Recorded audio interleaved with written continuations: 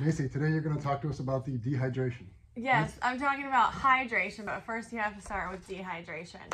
So, are you hydrated? Likely not. About 75% of Americans are dehydrated, which is 75% of Americans are dehydrated. Yeah, but think about this. Think about all the coffee we drink. Okay. Okay. Think about all the sports drinks you drink or don't drink. Think about your day. Like if you're on the phone all day, you're talking, you don't stop to get a glass of water or whatever, any drink, but water's your best bet. And usually by the time you're thirsty, you're already dehydrated. If you're thirsty, you're dehydrated, just so you know. No. So, yes, 75% of Americans are dehydrated, and they're actually chronically dehydrated, which means you're dehydrated for longer periods of time as opposed to acute dehydration, which is dehydration from sporting event exposure. Like, you know, if you go to, I don't know, Florida for a time where you're outside in the heat. Your spring break when you're drinking alcohol the whole time. Yeah, I don't get spring breaks anymore, but yeah. Okay, so symptoms of dehydration. First, extreme thirst. Second, you are urinating less than usual. You also have dark colored urine. Headache. Too gross. Sorry, I know that is gross, but hey, you never know. Sluggishness or fatigue, bad breath, dry mouth, sugar cravings, and hunger. A lot of the times you think you're hungry, you're actually just thirsty. So try to drink water before you eat. And they always say that if you want to lose weight, you drink a lot of water, right? Yes, and I'll get to that. Dehydration can also have effects on your skin, your muscles, your kidneys, and your heart. It can cause kidney stones, kidney infections, urinary tract infections, and dehydrated skin can, this is where it got me. Dehydrated skin can show more wrinkles and fine lines, and don't make an age comment. Water hydrates the skin, but also once it's adequately hydrated, your kidneys excrete that extra water. So what are the benefits to being hydrated?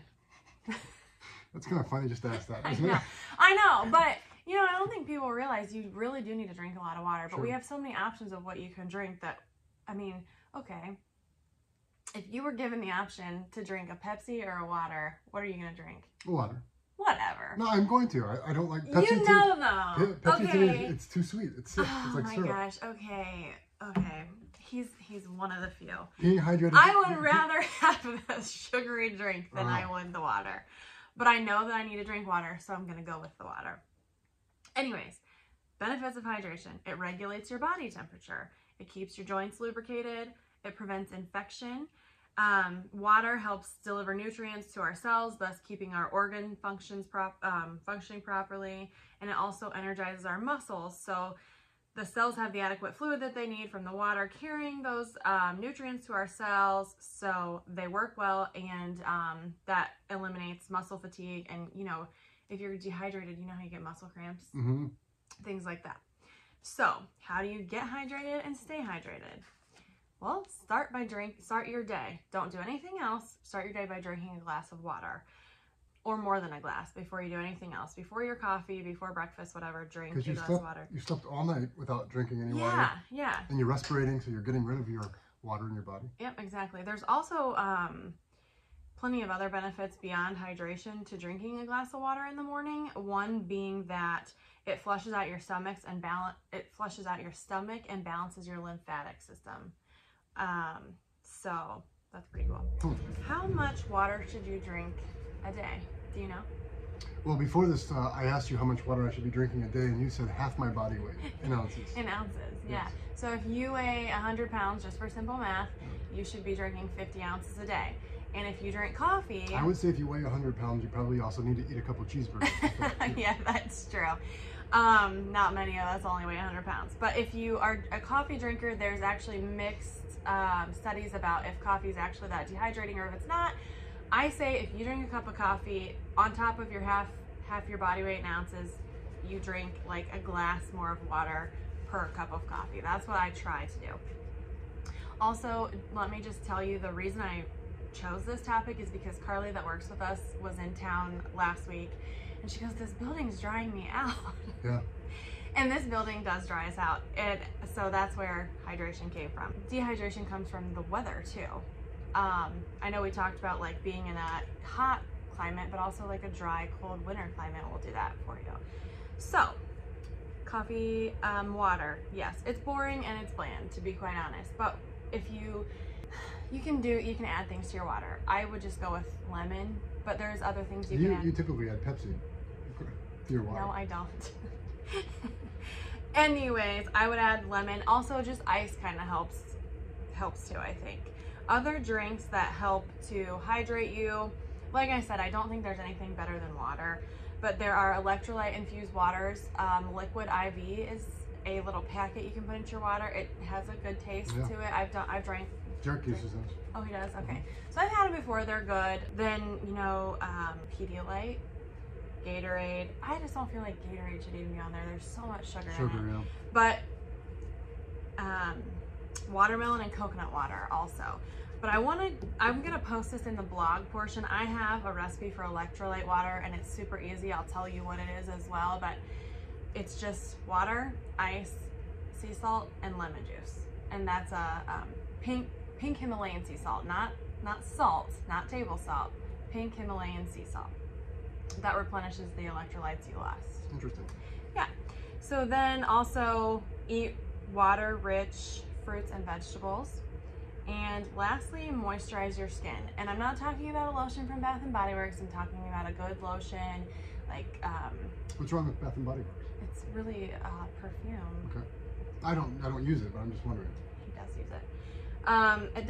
It has a lot of perfumes and parabens in it. You want a lotion that doesn't have a lot of that stuff. I also have a plug for Curel Hydrotherapy Lotion. You don't even have to dry off. You just put it on after you get out of the shower and then you towel dry and then you go about your day. What does Peloton say about water? I don't, they say to drink it. It's good, good. My Peloton also has a water bottle holder on it. Perfect. So. Perfect. Okay, so to recap, the most important thing, drink water. That's the easiest way to get yourself hydrated. And half your body weight in ounces a day. And if you drink coffee, drink a glass of water more for each cup of coffee that you have. Interesting. Macy, before we head off into my section here, I want to jump back to a prior podcast that we had did about mental health. Okay. Right. And so this is coming from a text that I received on Friday. And it says, Nate, you are going to be with young professionals in the office tomorrow. Oh, no. Do not wear that salmon shirt with a plaid sleeve. We want to look hip for these people. You didn't wear it. I did not wear it, but I wore it today. And part of, I think, the mental health is being comfortable in your own skin and not necessarily worrying what other people have to say about But you didn't wear it. Well, I made you happy. I didn't wear it. I didn't say that.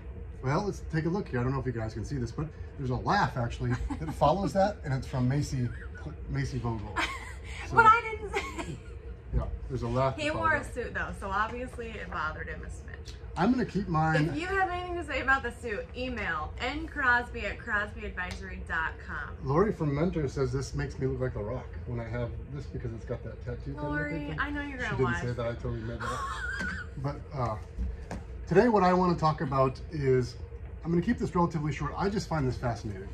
There is a study that was published in January 22nd, and it was put out there by the Federal Reserve, and it is called Money and Payments, the US Dollar in the Age of Digital Transformation. And so what the Federal Reserve wanted to find out was, they wanted to look into a central bank digital currency, so a digital US dollar. Okay. And why this is happening now, and they're playing catch up here.